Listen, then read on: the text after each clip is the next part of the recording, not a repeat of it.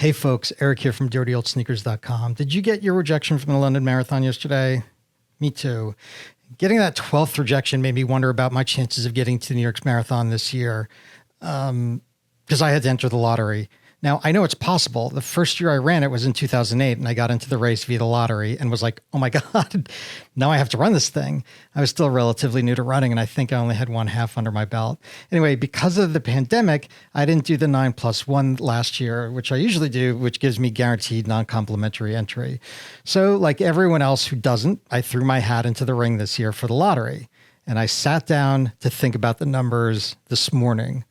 Now, last year they didn't have a drawing, so this is the first since 2019. The numbers I have are from the 2018 entries, but I don't think they're going to be that much different.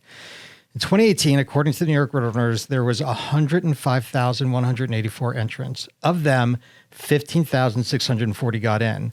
Now, that means just under 15% got in from the lottery. But this year, you have more competition for that bib. Now, let's look to see who that competition is. In what I'm going to call a regular year, there are a bunch of runners that get guaranteed non-complimentary entry and complimentary entry.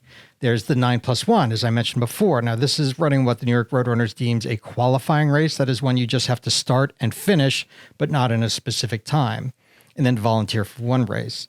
There are 3 levels of philanthropic members, those who pay more for membership and get some perks along the way. The 9+1,000 is just the 9+1 without the volunteer aspect, the 5K level for non-complimentary, or the 10K level for complimentary. Now, there are runners who ran the virtual last year. They get an entry. There's folks that enter via charity. There's folks that went through a tour operator, either domestic or foreign. There are those that qualify, although they've apparently reached capacity for non-NYRR race qualification, meaning that you have to have qualified for a New York Roadrunner through a New York Roadrunner race to get the entry now.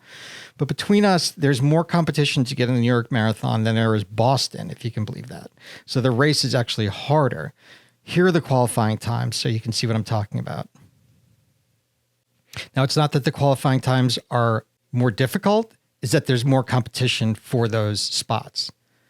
Then after the qualifiers, there's the streakers. Those that run 15 or more New York City marathons get guaranteed non-complimentary for life. Nice perk. I have 4 more to go.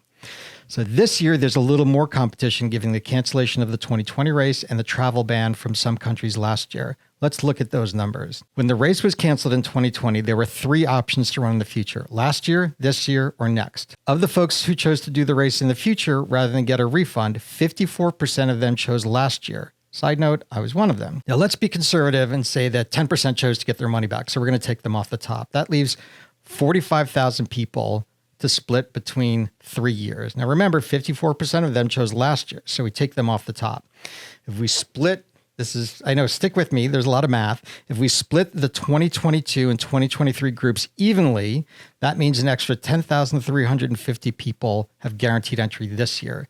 Then you have the folks that deferred from last year for whatever reason, and the aforementioned travel ban folks. In 2021, there were 25,390 people who started the race out of a field of 33,000. So let's give 10% again to those that just decided not to come and didn't do anything about it, got a positive COVID test around the race, or were from one of the travel restricted countries. That means another 6,800 fit into that category. So almost 20,000 extra folks in addition to the categories I spoke about up front. I'll be honest, the numbers don't look good for us. The good news is that the NYRR announced that the field will be back up to 50,000 in 2022. So maybe our chances increased 1% or 2%. At any rate, there's no reason not to enter. It costs you nothing, and maybe, just maybe, you'll get a chance to run what Peter Chacha, the former director of the race, called the longest block party in New York City. Lottery's open from now until March 23rd, and then the drawing will be on March 30th. So good luck to us all.